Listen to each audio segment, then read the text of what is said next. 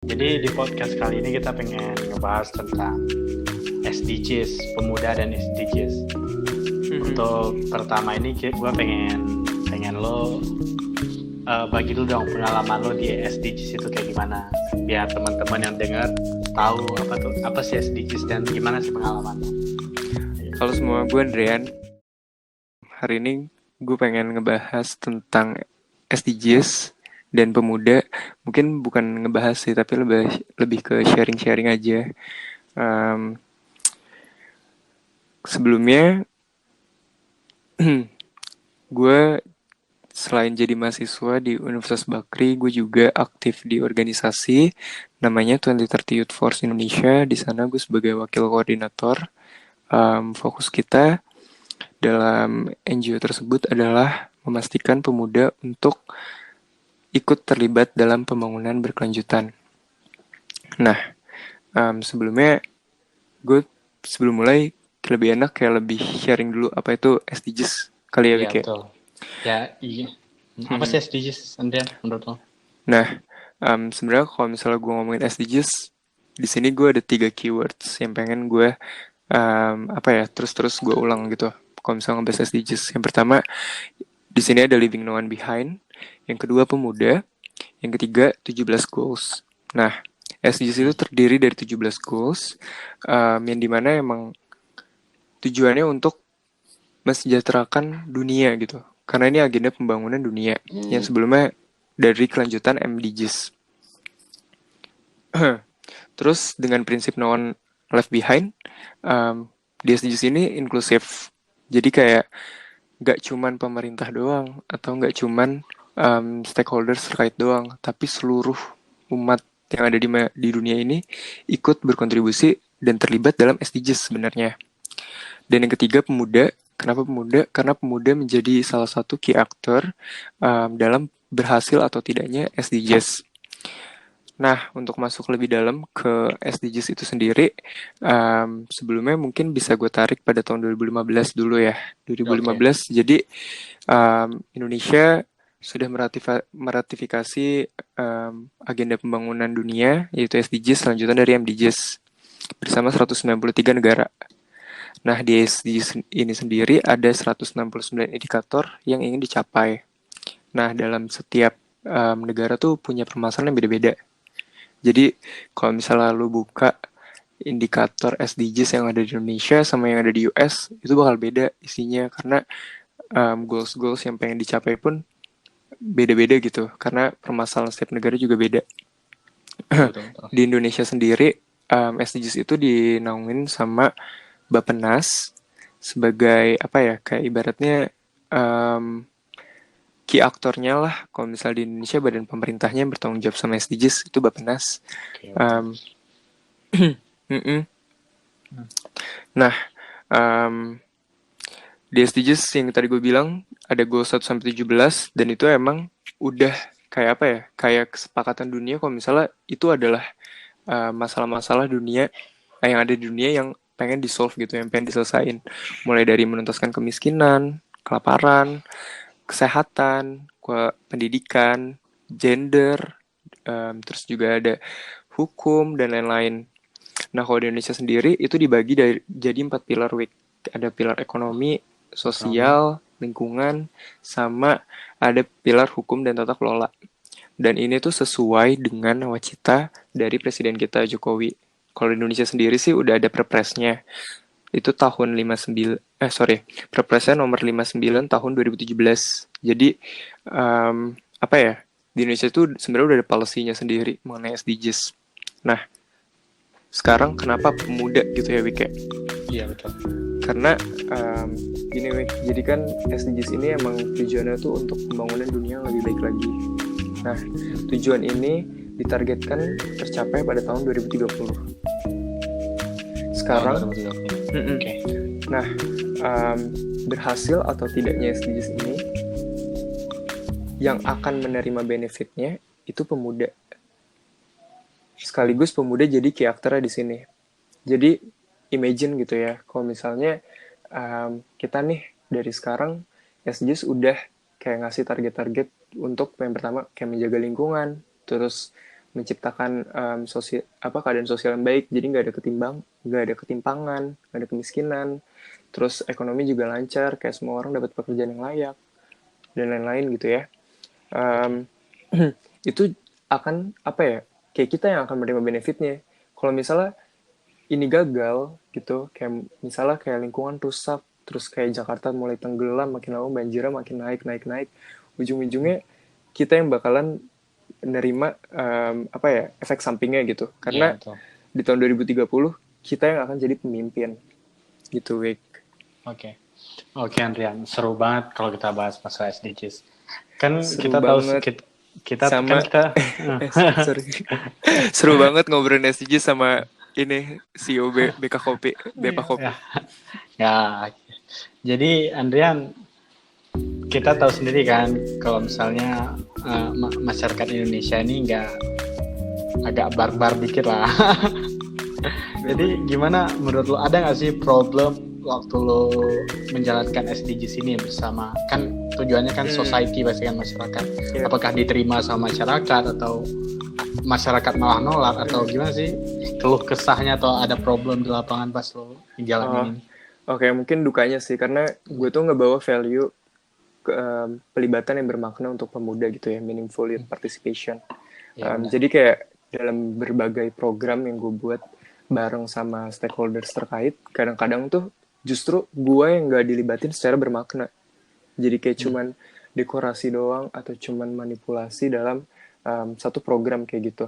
Nah, itu sebenarnya sih yang kayak bikin gue sedih karena salah satu tujuan dari organisasi gue Youth Force adalah untuk mengadvokasikan pelibatan yang bermakna untuk pemuda. Tapi gue sendiri pun mengalami hal-hal tersebut. Nah, di situ sih tapi jadi koreksi buat kita kayak gimana caranya kayak mungkin stakeholder tersebut atau berbagai lapisan masyarakat gitu juga belum terlalu mengetahui atau aware gitu mengenai pelibatan pemuda yang bermakna. Nah, pelibatan pemuda yang bermakna tuh kayak gimana sih? Ibaratnya gini ya, Wik, lu sering gak sih kayak denger campaign politik kayak milenial atau seminar talk show milenial, padahal yang ngisi bapak-bapak semua misalnya kayak gitu. Terus atau kebijakan milenial, ujung-ujungnya yang bikin kayak orang tua semua kayak gitu, dan kata-kata milenial atau anak muda ini tuh cuman jadi kayak pemantik atau dekorasi doang, atau sesimpel kayak misalnya lu di RT kayak bikin acara sama warga RT gitu ya, katanya ini bikinan Karang Taruna, tapi ternyata Karang Taruna di sana cuman ngurusin teknis-teknisnya doang, nggak dilibatkan dalam konsep acaranya atau kayak didengarkan masukannya kayak gitu. Nah, pelibatan bermakna di sini adalah yang gue sama organisasi gue advokasikan, kita tuh duduk setara dengan stakeholders terkait, meskipun kita pemuda ya, untuk dilibatkan secara setara. Terus juga yang kedua, at least kalau misalnya lo tidak bisa melibatkan kita secara setara, lo mendengarkan masukan yang kita punya, bukan cuman kita itu ditaruh sebagai kayak pemantik satu acara, cuman ini seminar anak muda, ujung-ujungnya ngisi tua semuanya, ini acara anak muda, totalnya ngekonsepin orang tua semua. Nah, satu lagi nih, kalau ngomongin SDGs, ini kan Sustainable Development Goals, kan? Terus itu tuh bahasanya asing banget mungkin buat kayak masyarakat luas gitu. Pembangunan berkelanjutan, sehingga tuh kerap kali gue tuh kayak mendapatkan komentar kayak ini mah kayak agenda asing nih, ini nggak bagus nih, ini mah kita mau dimanipulasi sama orang asing kayak gitu segala macem. Padahal tuh di sini sebenarnya Indonesia sendiri punya kebijakannya sendiri. Ini bukan cuman agenda kayak agenda dunia terus Indonesia ikut-ikutan, enggak, tapi kayak Indonesia pun berperan untuk untuk menciptakan Indonesia yang lebih baik lagi, karena tujuannya pun ya buat Indonesia sendiri, buat Indonesia yang lebih baik dari sebelumnya itu. Oke, keren deh. Jadi kalau misalnya kayak yang pertama lo bilang tadi, kalau di US sama Indonesia kan beda nih problem Sustainable Development Goal-nya.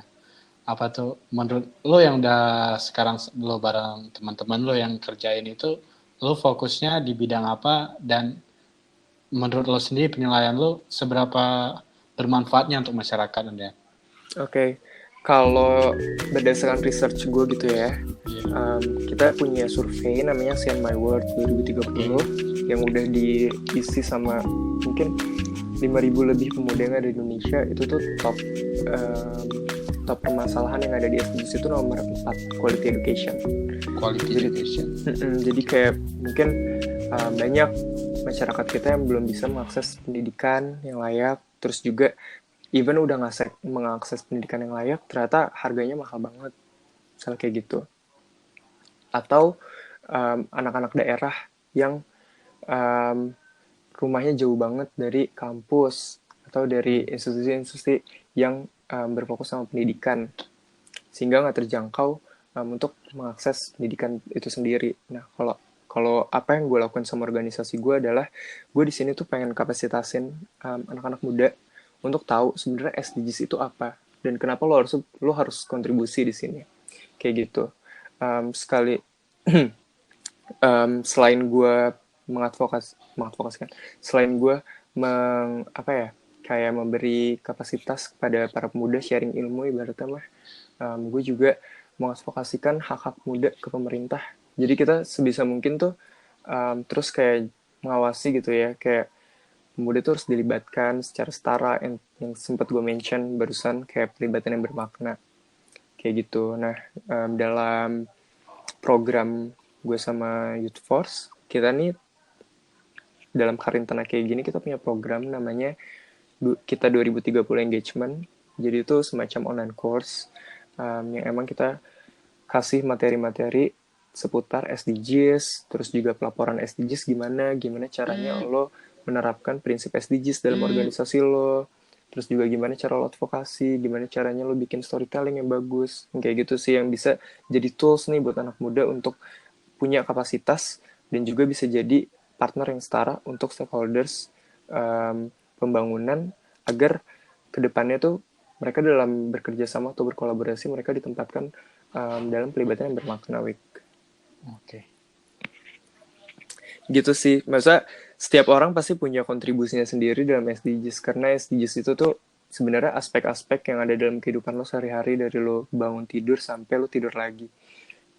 Contohnya aja nih kayak kita sekarang gitu ya, di rumah aja. Sebenarnya ini bakal ganggu kesehatan mental kita karena kita stres di rumah doang, belum lagi banyak tugas dan lain-lain gitu ya.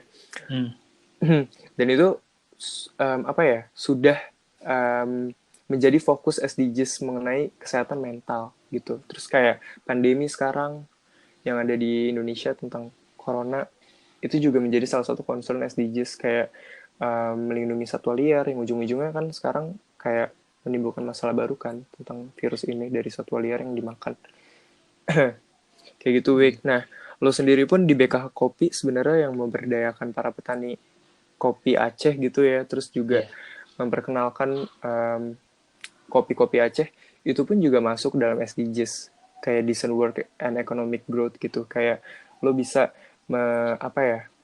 membuka lapangan kerja baru, terus juga dengan ada lapangan kerja baru tersebut, lo bisa kayak memangkas atau memotong adanya kesenjangan sosial, karena salah satu yang menciptakan kemiskinan itu kan, yang gue lihat dari bisnis lo adalah apa tuh namanya, tuh orang ketiga gitu, pengepul itu namanya apa? Ya betul. Jadi kalau misalnya di Bapak Kopi memang gitu Andrean. Jadi kita namanya punya farmer to customer konsep, bagaimana caranya itu dari petani langsung ke konsumen, nggak lagi lewat pengepul. Yang pengepul ini biasanya tuh dia tuh motong kan, motong rantai distribusi. Dengan adanya kayak kemajuan teknologi dari lo, itu kan kayak mengurangi kesenjangan sosial kan, yang emang dikonstruksikan gitu sama oknum-oknum pengepul yang ujung-ujungnya tidak mensejahterakan para petani. Maksud gue, jadi kayak apapun yang kita lakukan itu sebenarnya terkait sama SDGs gitu, Wik. Andrian, kalau misalnya berbicara masalah agenda-agenda yang ada di SDGs ini, kan pasti butuh biaya kan, transportasi lah, buat acara lah, segala macamnya. Itu biayanya dari mana, Adrian? Kalau misalnya teman-teman yang lain mau gabung SDGs gitu, mana? Oh, kalau dari organisasi gue sendiri sih, karena kita em, dulu emang base-nya tuh volunteer. Iya. Jadi kayak apapun yang kita lakuin tuh pro bono gitu ya. Kayak tidak menghasilkan uang sama sekali, yang penting impact-nya tuh emang kerasa gitu. Kita kebanyakan kolaborasi sih sama partner yang emang punya funding yang cukup untuk bikin satu program. Jadi kayak misalnya kita mau bikin kemarin International Youth Day, kita Iya. partner sama Google, terus sama UN, sama NGO lainnya untuk apa ya, untuk saling support gitu, kayak apa yang kita butuhkan, mulai dari tempat, pembicara, terus juga konsumsi, yang kayak gitu-gitu. Nah, untuk teman-teman mungkin yang pengen bikin acara, terus bingung kayak gue duitnya dari mana nih bikin acara dan segala Iya. macem. Kalian tuh sesimpel bisa bikin penggalangan dana crowdfunding di kitabisa.com, kayak bantu Oke, oke.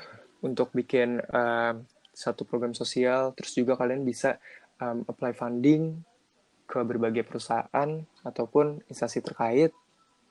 Yang ketiga, kalian bisa juga kerjasama. Jadi kan sebenarnya yang kita butuhin itu nggak melulu tentang uang kan, kayak bisa tempat, Iya. atau kita kayak bisa barang, kamera lah segala macam. Itu sih bisa kolaborasi segala macam.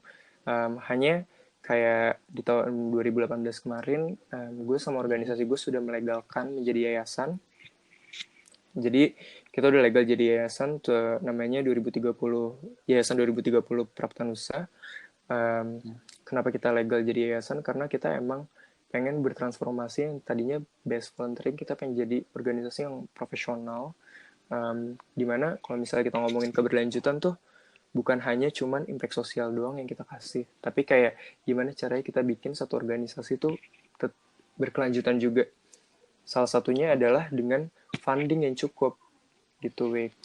Iya, funding memang jadi sumber juga ya, funding itu ya. Bener. Hmm. BK Kopi kalau nggak ada funding, gimana jalannya? Bingung kan? Ya, Bayar ya, website segala macam. ya, Pasti benar kayak banget one day, Anda. pasti kayak one day punya cita-cita untuk earning money kan dari BK Iya, Kopi.